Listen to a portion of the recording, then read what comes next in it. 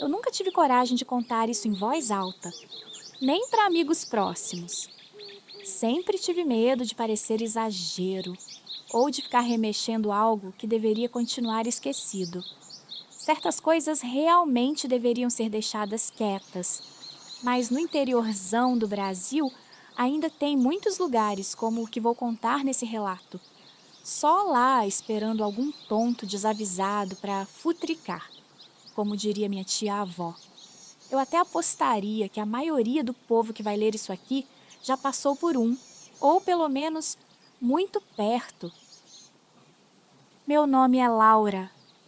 Isso aconteceu quando eu tinha 18 anos, numa viagem de férias para o interior de Minas Gerais, num sítio antigo que pertencia à família da minha mãe. Não vou dizer o local exato, mas é bem próximo daquela região onde tem um queijo famosão. Eu fui com 2 primos meus, o Rafael e o Diego, para passar algumas semanas longe da cidade grande. A ideia era simples: descanso, mato, silêncio, aquelas coisas que a gente romantiza quando está cansado de prédio, buzina e faculdade.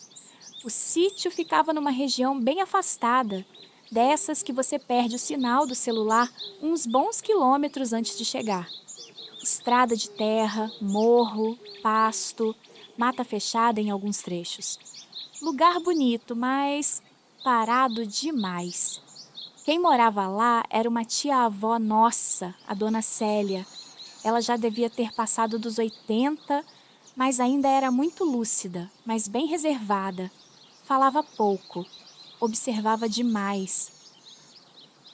Logo no primeiro dia, enquanto ela mostrava o terreno, percebi que ela evitava apontar para uma parte específica do sítio, que ficava depois de um trecho de mata mais fechada. Foi o Diego que perguntou. "E aquilo lá?" ele disse apontando. A dona Célia parou. Ficou alguns segundos em silêncio. Depois respondeu, seca. Aquilo não é lugar de visita. Era uma capelinha abandonada, pequena, de pedra escura, com o telhado parcialmente cedido. Não parecia exatamente antiga no sentido colonial bonito. Parecia errada, como se tivesse sido construída sem muito cuidado, só para cumprir alguma função específica. A gente riu, claro. Achamos que era superstição de interior. Nos dias seguintes, a capela virou assunto constante entre nós 3. Quanto mais a dona Célia desconversava, mais a gente ficava pegando fogo para bisbilhotar.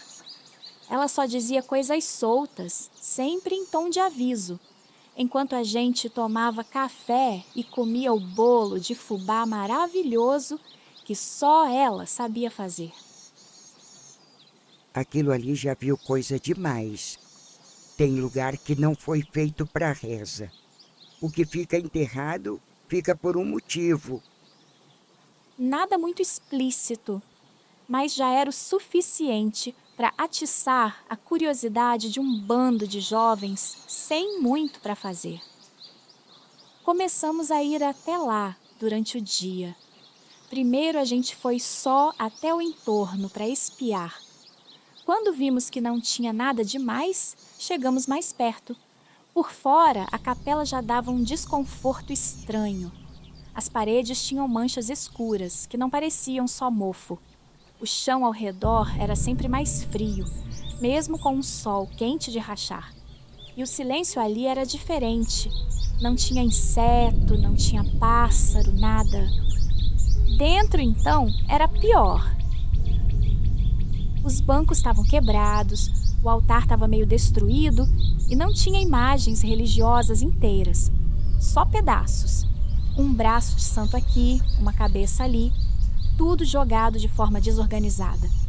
O próprio chão do lugar estava totalmente detonado. Rachaduras em todo canto e alguns pisos totalmente quebrados. Dava até receio de ficar andando ali dentro. Mas o que mais me marcou foram as paredes. Por baixo da tinta descascada, dava para ver marcas entalhadas na pedra. Não eram letras. Não eram símbolos cristãos. Eram formas curvas, repetitivas, quase orgânicas. Como se alguém tivesse tentado escrever algo que não cabia em linguagem humana, sei lá. Só era bizarro demais. Quando perguntei para Dona Célia sobre aquilo, ela ficou pálida. Isso aí não foi gente da igreja que fez. Isso aí foi antes e foi errado. Depois disso, ela pediu que a gente prometesse não voltar lá. E como bons jovens idiotas, quebramos a promessa 2 dias depois. Dessa vez, a gente não fez nada de muito diferente. Ficamos zanzando pelo lugar, procurando alguma coisa que pudesse ser mais bizarra do que aquilo que já tínhamos visto. Enfim, besteira de quem tem muito tempo livre. De repente, um senhor de meia-idade com roupas de roceiro passou ali por nós a cavalo. Demorei um pouco, mas acabei lembrando dele. Era o seu Agenor. A família dele também tinha fazenda por ali há muito tempo. Ele perguntou o que a gente estava aprontando ali, num tom um pouco brincalhão, mas que dava para perceber que também tinha um fundo de seriedade. Aproveitamos a brecha para perguntar se ele sabia algo a mais sobre aquele lugar. Olha, vou ser bem sincero com você. Essa capela tá aí desde que me conheço por gente. Quando eu era criança, ela já estava abandonada. Eu e as crianças que moravam por aqui achavam que usavam ela para fazer magia negra, macumba, coisa errada, né? Mas minha vozinha, que era versada nesses assuntos, sempre falou para nós que não tinha nada a ver, que o que pegava ali era um negócio muito mais esquisito e antigo do que a gente imaginava e que ela não ia começar a falar do assunto porque já viu gente ficar meio doida por se meter demais no que acontecia ali. Nem preciso dizer que aquilo só atiçou ainda mais a nossa curiosidade, né? Deixamos o assunto meio para lá por uns dias, para não deixar a Dona Célia descabelada de preocupação. Mas não durou muito tempo. Era um sábado. A gente tinha passado a tarde bebendo caipirinhas feitas com limão caipira. Nada demais, mas o suficiente para o Rafael ficar mais solto. Jovem, quando acaba de descobrir bebida alcoólica, é fogo.